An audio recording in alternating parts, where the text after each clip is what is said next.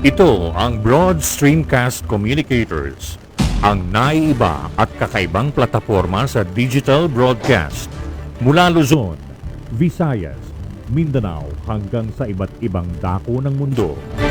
Broad Streamcast Communicators, ang sandigan ng sambayanan mula sa walang labis at walang kulang na pagbabalita, paglilingkod, maglalahad ng mga mapagbuong komentaryo at usaping pambayan para sa kapakanan ng karamihan. Broad Streamcast Communicators, tuwirang maglilingkod ngayon hanggang sa susunod na henerasyon.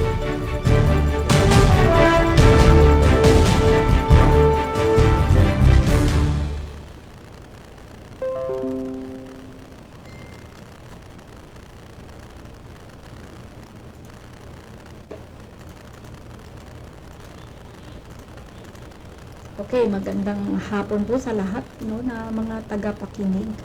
Yung isang magandang pinagpalang araw po mula tagapakinig mula Luzon, Visayas at Mindanao at sa ating mga kababayan sa buong mundo. Tayo po ay maaaring mapanood live saan man lugar dahil sa internet or sa data. Salamat po sa Diyos at binigyan na naman po tayo ng isang magandang hapon upang magkausap regarding po sa ating kalusugan at pangkabuhayan. Ito po uli si Mercy Tobias po, isang health advocate. At ito po ang ating programa, ang Talakayan, Pangkalusugan at Pangkabuhayan. Make more time. Make more time.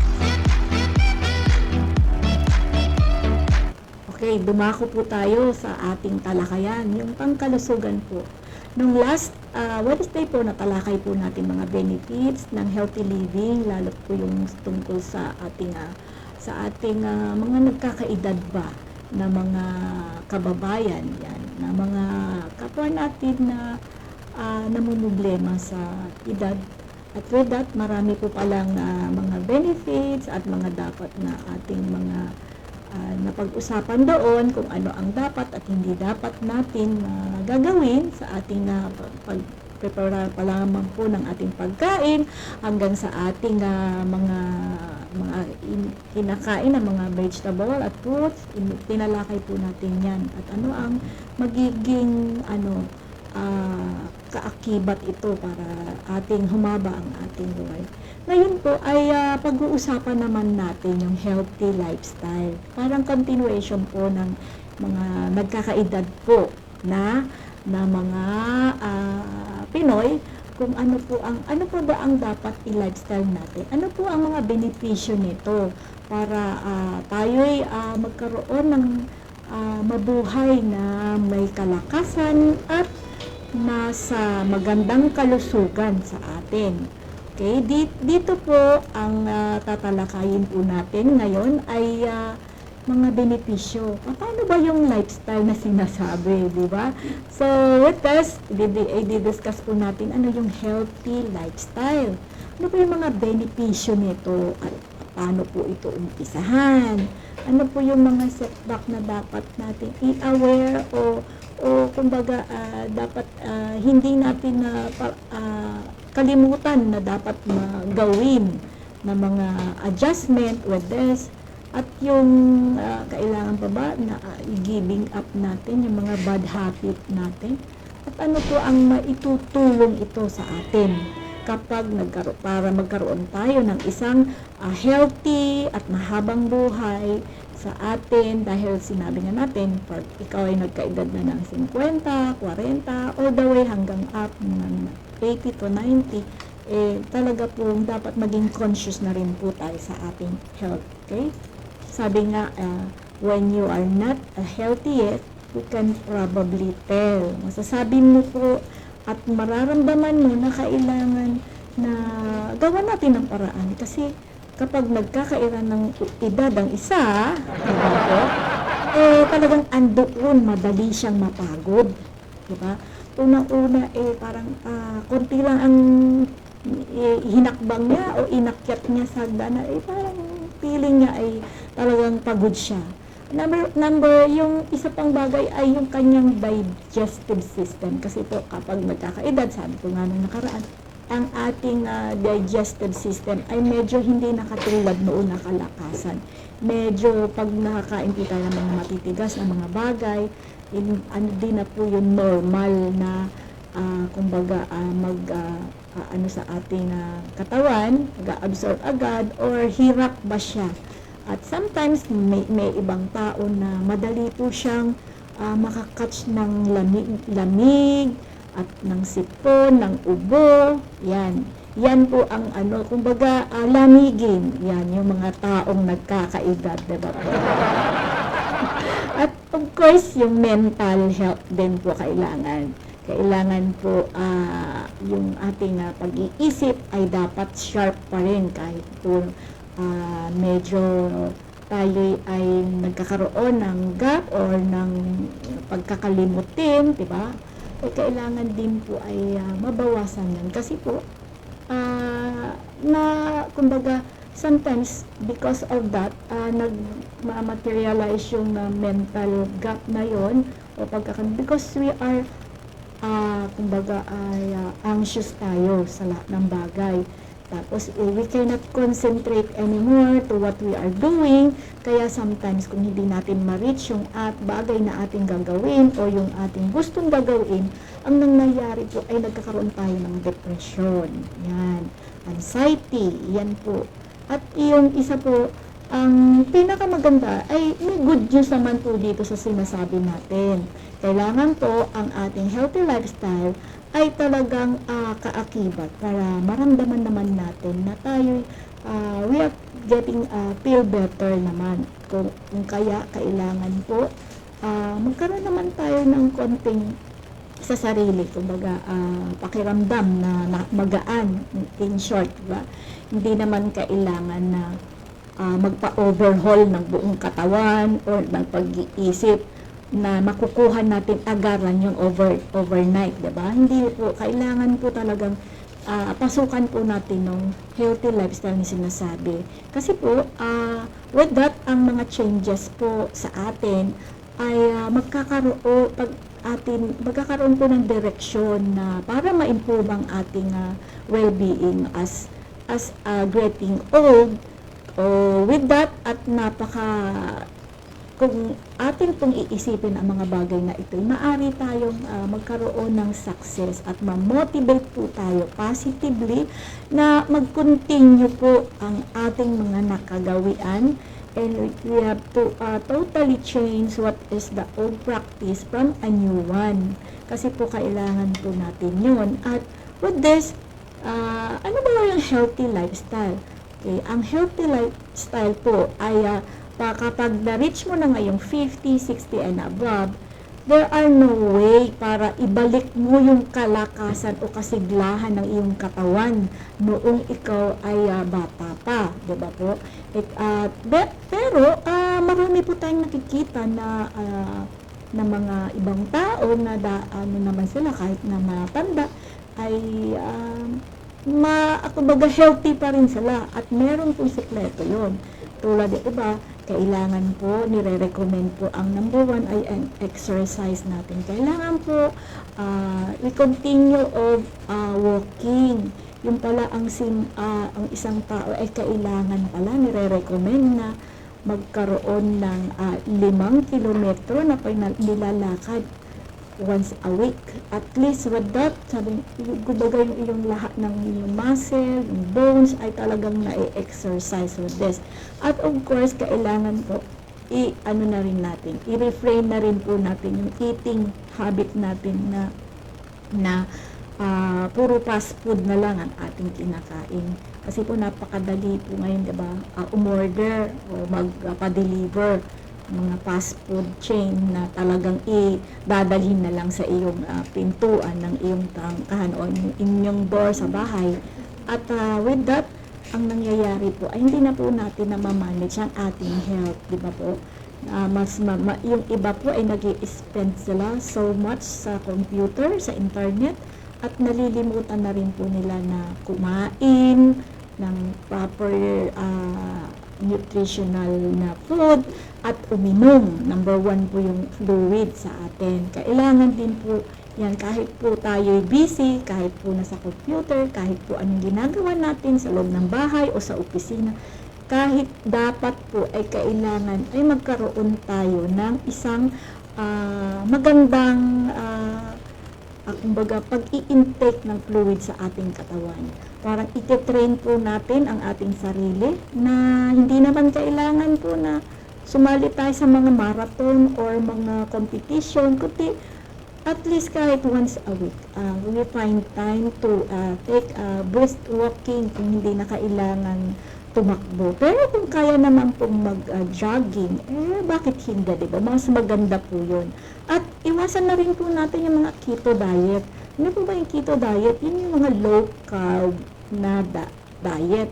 Yung kasi taking of high proteins and fats to our body ay talaga pong nakakapag hindi maganda po ang naidudulot sa ating kalusugan kung kaya't kailangan ang kinakain po natin ay mga less carbo. Ibig sabihin, mababa na po ang content ng carbohydrates.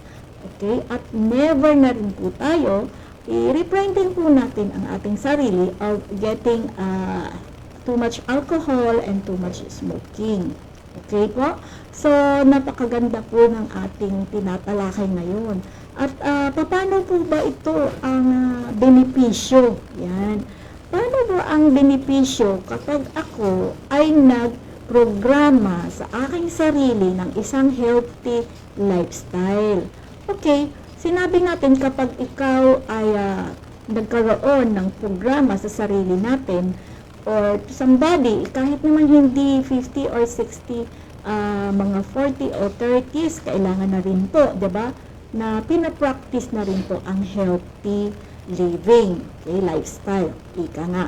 So, kailangan, with this, kailangan para yung ating katawan, yung ating kaisipan, yung ating mind, at even our pocket or ating wallet para po na ma-minimize yung ating mga gastusin.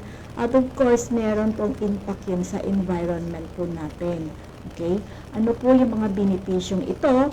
Number 1 ay yung piniprevent po tayo sa disease. Number 1 po yun. Piniprevent po tayo sa mga lahat ng klase ng sakit, tulad na rin po yung various diseases. Ano po ba yung mga various diseases na yun na pwedeng makuha kapag ang ating lifestyle ay talagang hindi po natin pinoprograma? Okay? At sometimes it runs also with our family. So, hindi lang ikaw, buong pamilya na po ang nangyayari ay magkakaroon ng sakit kapag hindi po natin binago at inadapt yung healthy living o healthy lifestyle. At dahil dito, maaari tayong magkasakit ng number 1 yung cardiovascular disease. Ano po yung cardiovascular diseases na ito? Ito po yung type ng associated about the heart. Okay? Yung ating puso, yung ating blood vessel, o saan po ba ito nakukuha? Yung heart ailment or blood vessel na nakakontamina. Number 1 po yun, talagang nakikita po ito sa smoking. Excessive smoking, diba po? So kapag lakas po natin na o binom or kumbaga mag-smoke at mag-intake ng high cholesterol na mga pagkain at wala naman pong exercise, maaari din po ang magdulot ito na maging obese ang isang tao. Sabi nga nila, kapag obese, nabanggit ko nga noon, di ba nagkakaroon tayo ng insecurity sa sarili? Di ba? Kapag dahil yung iba na kumbaga na bubuli, yan, nabubuli po ang iba kapag obese na sobra ang isang tao. At isa pa, nakakaroon siya ng parang hindi po siya confide sa sarili, nahihiya, yan, para hindi mo siya mahatak, hindi mo siya ma-expose kung saan-saan bagay kasi magkakaroon siya ng self-inferiority ba? Dahil siya ay sobrang taba. At yung mga bagay na yun, ang unang tinitira po yun ay ang cardiovascular natin. So, ay yung ating heart at yung ating dugo ng heart, ating heart. At may study po na naganak dito na 66 grams po ang ini-increase kapag kailangan po ay yung daily fruit at vegetable intake po. With the 66 gram na daily fruit and vegetable intake natin ay nagkakaroon tayo ng at least 25% po ng lower risk to develop the type 2 diabetic. Number 1 po, kaya po tayo ay nag-create ng isang bagay kasi po na papansin po natin ang karamihan sakit po ngayon ng mga kababayan natin, mga Pinoy, at even in abroad ay talaga yung diabetic. Number 1 yung obesity at diabetic, kapansanan po yun. Mga impairment po, the way the regular body are use of excessive sugar. So, napakahirap din po pala ang too much sugar sa ating dugo, sa ating glucose. Nagkikreate po yun ng diabetic. At kapag pumasok po ang diabetic sa ating katawan, number 1 na kanyang unang sisirain po ay ang ating internal organs, di ba po? Kanyang titirahin po yung liver, yung pancreas, yung ating minsan aakyat na po yun, yung ating diabetic. Magkakaroon na po ng komplikasyon sa lungs and sa heart. Marami pong bagay ang kanyang sisirain. Basta't lahat po ng ating laman loob ay kanyang titirahin unti-unti. Kung kaya dapat po ay iswap po natin yon na low carbs tayo. Mga refined grains at whole grains lang po ay talagang isang nakaka-reduce din po ng risk.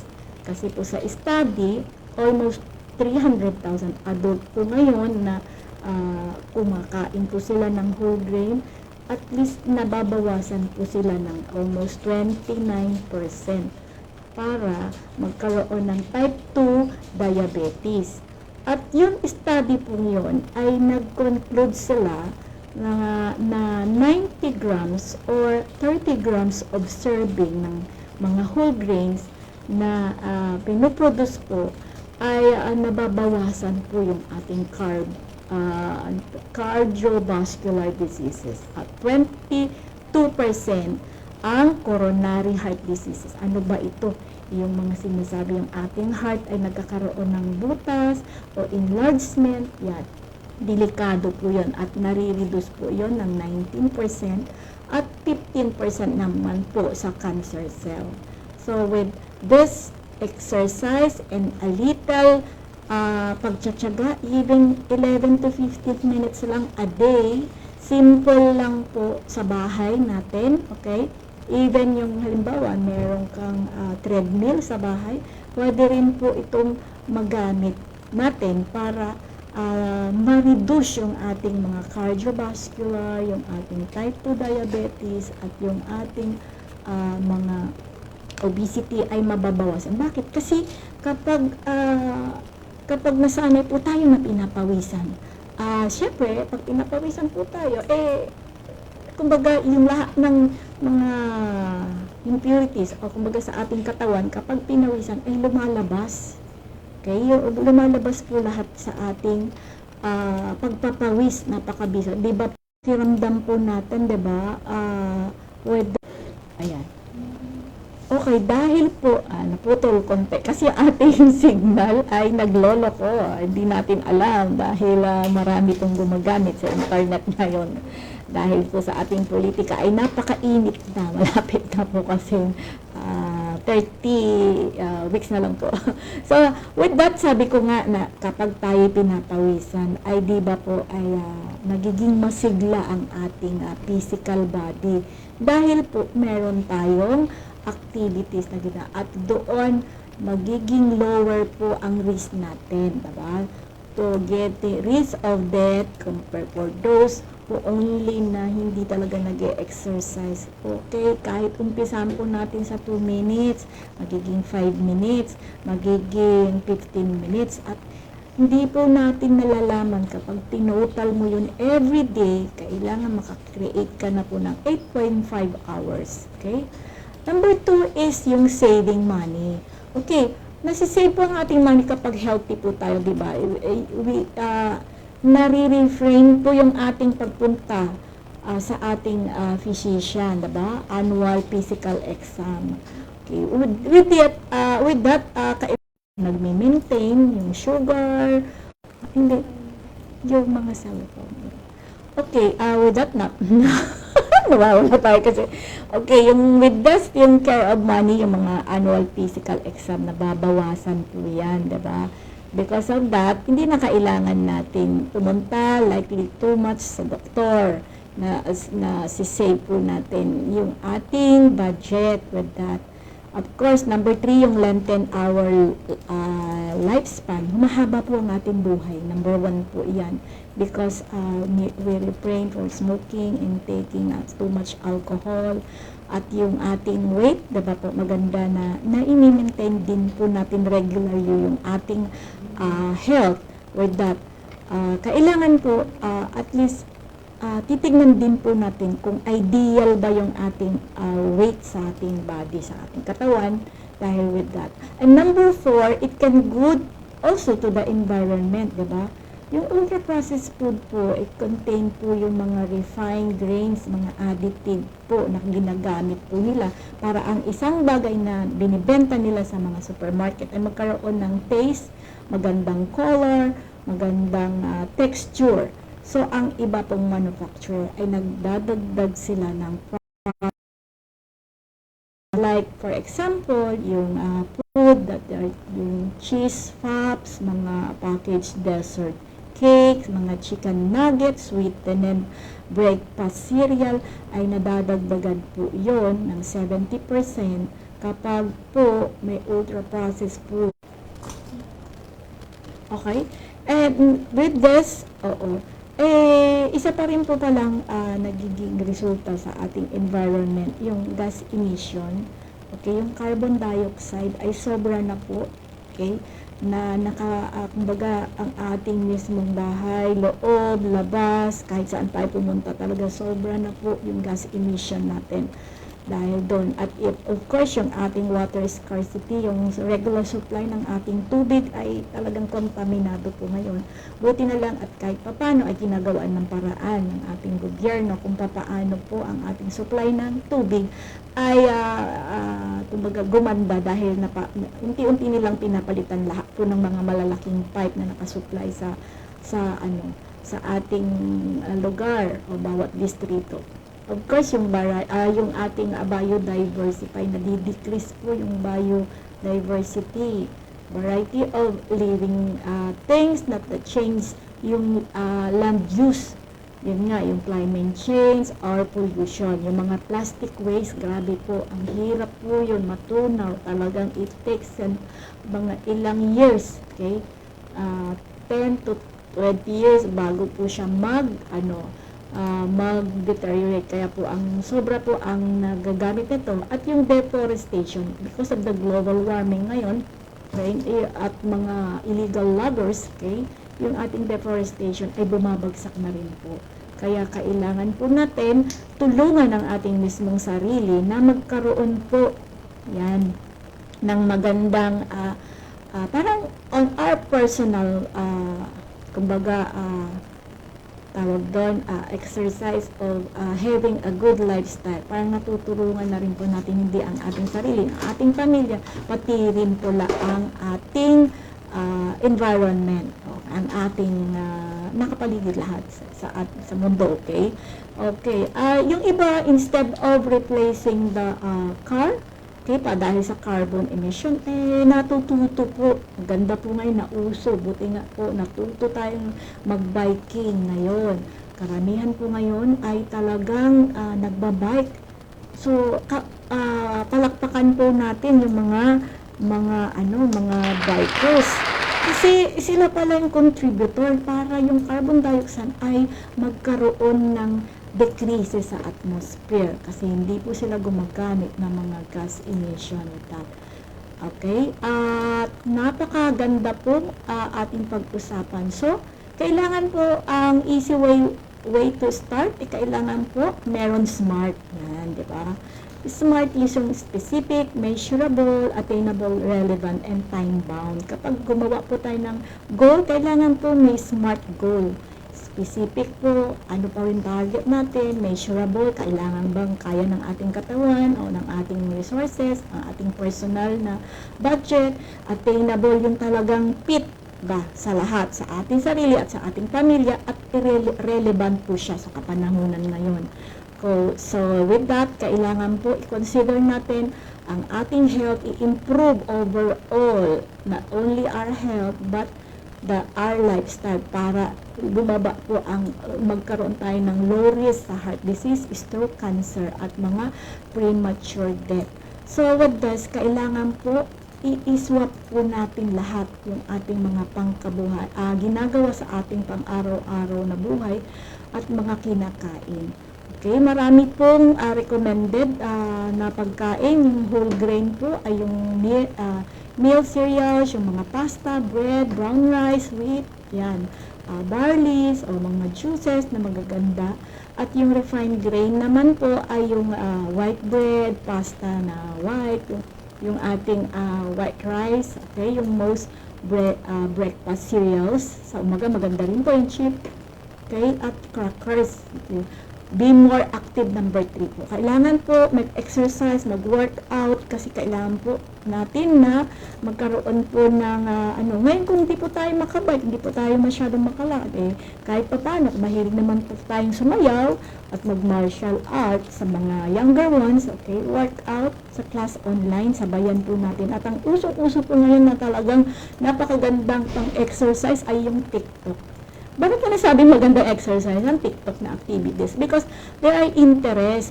Bukod sa nakakapagpasaya ka na, nagkakaroon ka pa ng good vibes with that. Kasi po, sumasayaw ka dun So, syempre, pinapawisan ka dun. At meron kang mga viewers na napapatawa mo, napapasaya mo. At sometimes, kumikita din sila kapag nagkaroon sila ng maraming followers.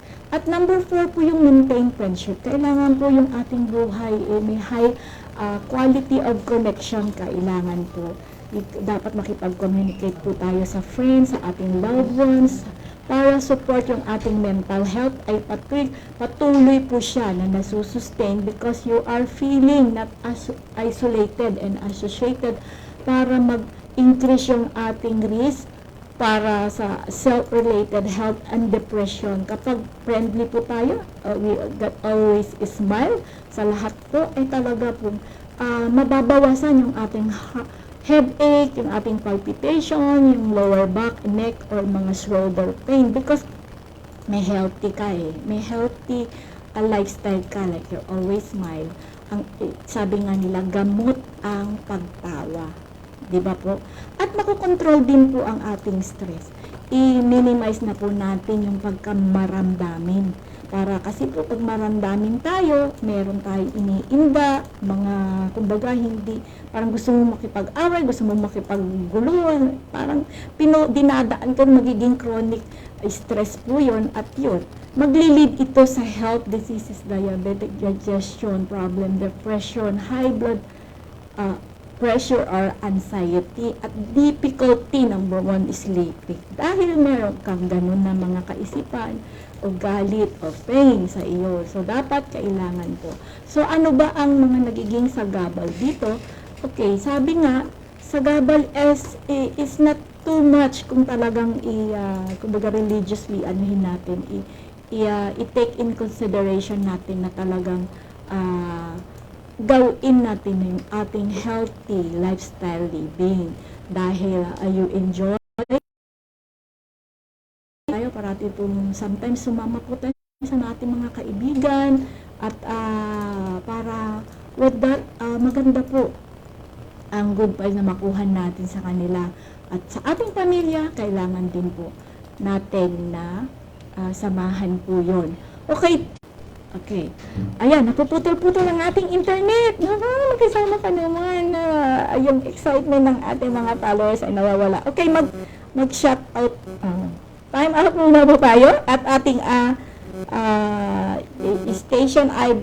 station ID broadcast muna tayo.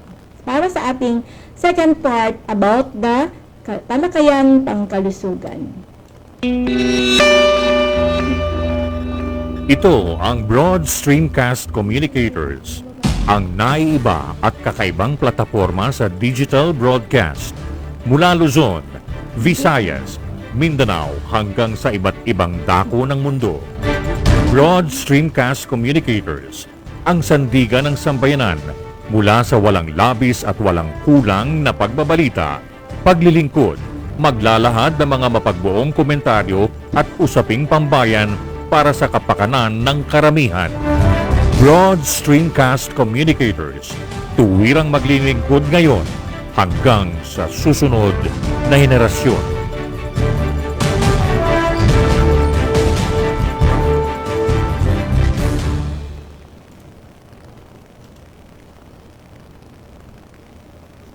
Make more time.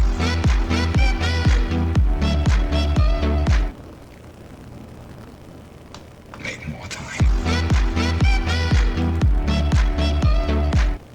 Okay, i-shout out po natin ang sumusunod. Wala siya. Ay, nagloloko. Nagloloko yung ating internet. I don't know why. Okay.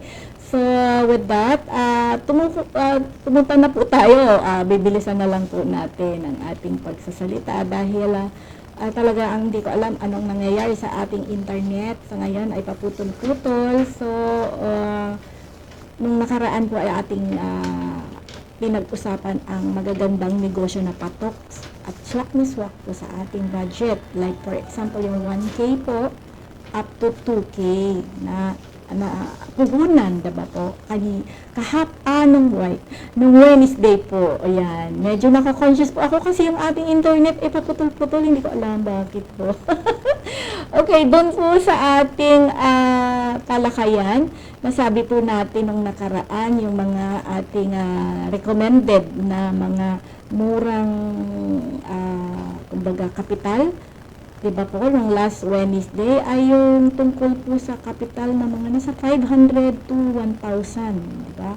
Yung na mga patok na kumbaga ay madaling pagkakitaan. Okay? Yung sabi ko nga nakaraan,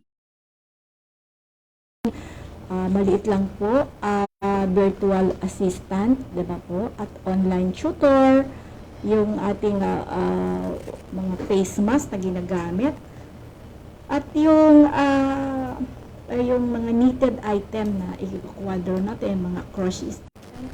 Ayan, mabalik tayo uli.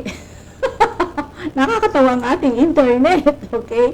Sabi ko nga dito yung ating isa pang scented, yung ating maganda na 1,005 lang po yung scented candles. Yan, yung mga sa malamig, yan pa mga palamig na mga bagay na ating pong at yung gawa-gawa ng pastry, okay? Yung mga panaderia, yung mga hand soap bar.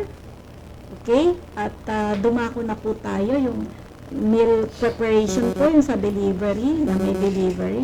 Okay, meron pong isa na ating i-recommenda naman po na isang pangkabuhayan din po ito na kumbaga from 500 up to 3,000. Ngayon dadako po tayo sa increasing capital po na maganda. Okay? Pero before that, we would like to shout out po kay Miss Carla Ortega. Yan. Good afternoon po, Ma'am Mercy. At saka si Angelica Paz. Good afternoon po sa inyong lahat sa BSC. Ma'am Mercy, more power po and God bless. Okay? At si Maribel po din ay isa shout out po natin si Maribel Ocampo sa Laguna. Okay, pagpasensya ho nyo na po, medyo ang atin pong internet ngayon nagloloko, so paputol-putol po tayo. So, ang isa pa pong maganda pong kapital ay yung, kumbaga increasing, dumako tayo sa increasing of capital. Ito naman isang i-recommend ko na patok na negosyo, yung worth po na sa 5,000, yung coffee bean retailers. Okay? Yung mga coffee bean retailers po, ang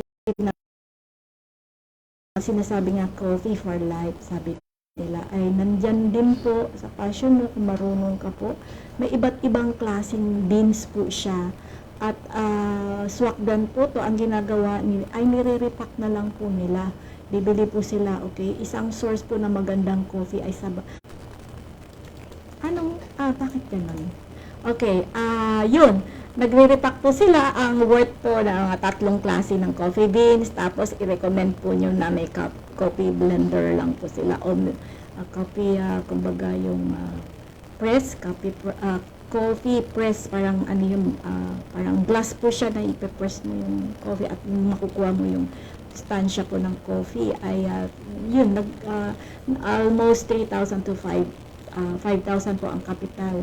Yung photo and video editing din po sa business. Okay, isa rin po magandang puhununan po yun kasi internet connection lang yun kada buwan, mga 1,500 to 1,700 at lahat po ng mga video editing po. Marami po ngayon na nag-hire po sa internet yung find job. Punta lang po kayo doon at tignan nyo yung mga nagpo-post ng mga nag-hire sila para sa video editing, mga application, mga photo ay i-edit lang po yun, ay magkakaroon na po kayo na magandang income with that. Or beauty product reselling. Yan. Meron po tayo mga beauty product reselling din po. At the same time, kailangan din po, ang capital lang po ay sometimes 3,000 to 5,000 din po. Mga nakakit na po siya, i-resell mo online. Napakalaki po ang maidudulot na tulong ito sa ating pangkabuhayan dahil kikita po tayo.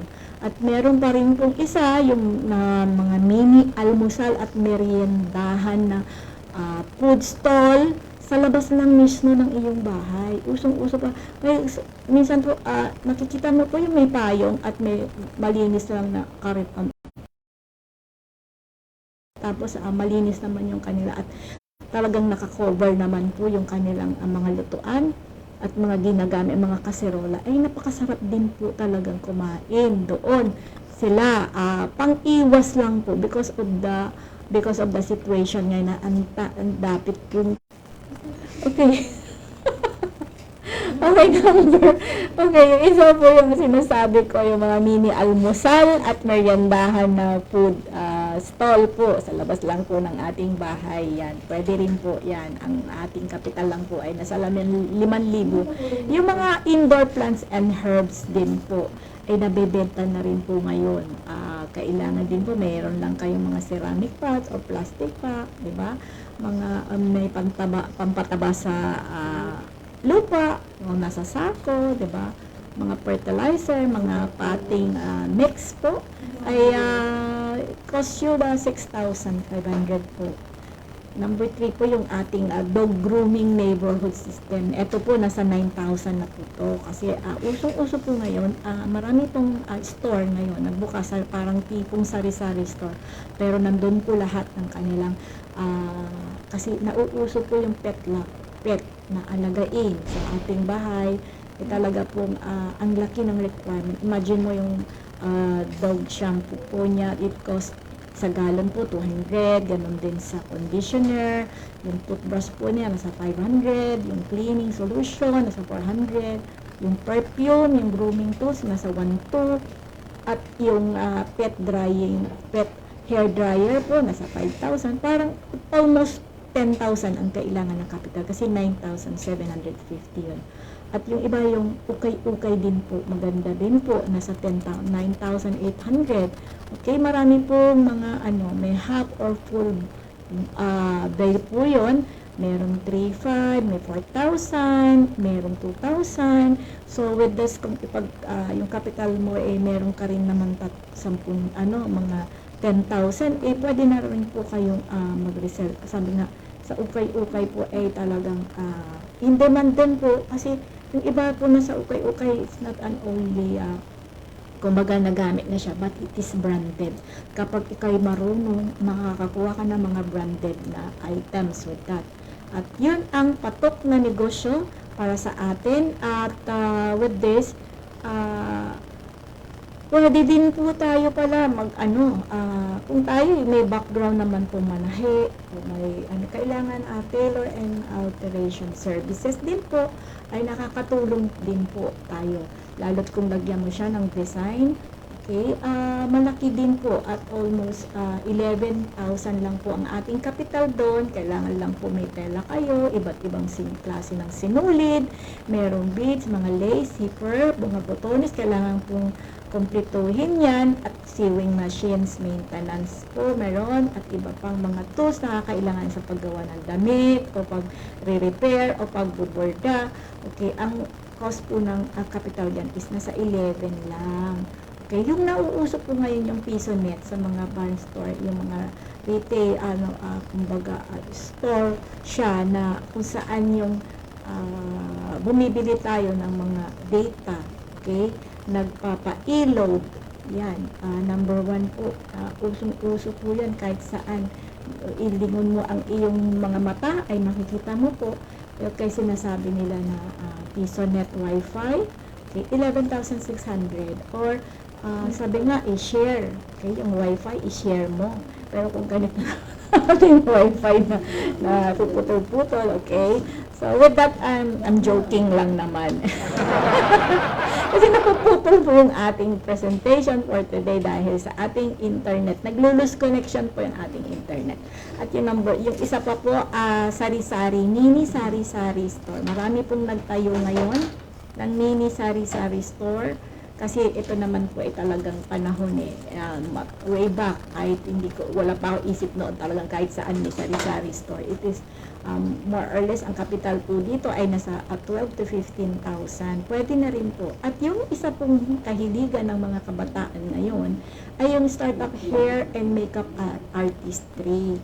Yan, marami pong kabataan ngayon na i-encourage para magkaroon sila ng hair at makeup product, okay? Kasi po, yung permanent pencil, foundation, powder, ay may capital po yun na 7,000. Yung basic hair makeup tools, nasa 5,000 po. Yung mga ring lights nila is 1,005. Yung personal protective equipment po, nasa 700 more or less. Yung cleaning and disinfectant po para yung ating tools na ginagamit sa ating mini saloon, okay? Mga cost 14,000 to 500. Okay? So, dumako na po tayo with that. Sa isa pa, pangpahuli yung ating Kung ikaw naman ay may sariling farm, malaki naman ang iyong solaris, malaki naman yung area ng iyong bakuran, o let's say, nasa probinsya ka, pwede din po tayo mag-raise ng kambingan. Okay? Kambingan po is very mabilis po siya mag-turn out ng ROI, return of investment.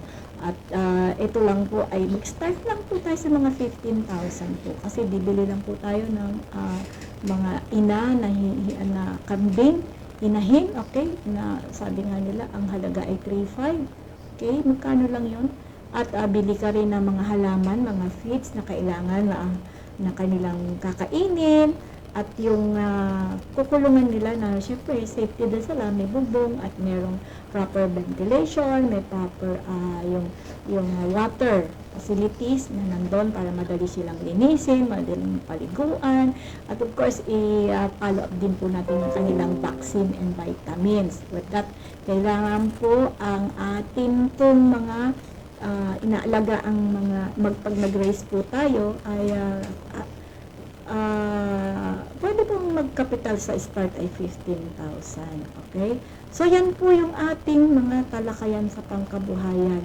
So, sa next Monday po, hopefully, medyo itignan po natin kung paano po natin para hindi naman ito nakakasawa for 2 weeks lang, di ba? Kailangan po, ibahin naman po natin yung ating tema ng ating pagtatalakay. Yan, kailangan po medyo lagyan natin ng alive. Yan, medyo buhay in short yung ating pagtatalakay. With this, so, meron pa ba tayong babanggitin? With that, sa Okay, magandang araw po at ako'y magpapaalam na in advance kasi po yung ating internet connection ay titignan po natin kung bakit napuputol-putol. Yan. Di ba po? Nakakatawa naman ang ating internet ngayon ay hindi siya nakikisama. So, we would like to say na magandang araw po sa lahat at ako'y sinamahan yung muli sa isang oras, okay, ng ating pagtatalakayan tungkol sa health at ang ating pangkabuhayan na ating pong itinapos ngayon at tinalakay. So, see you po on Monday.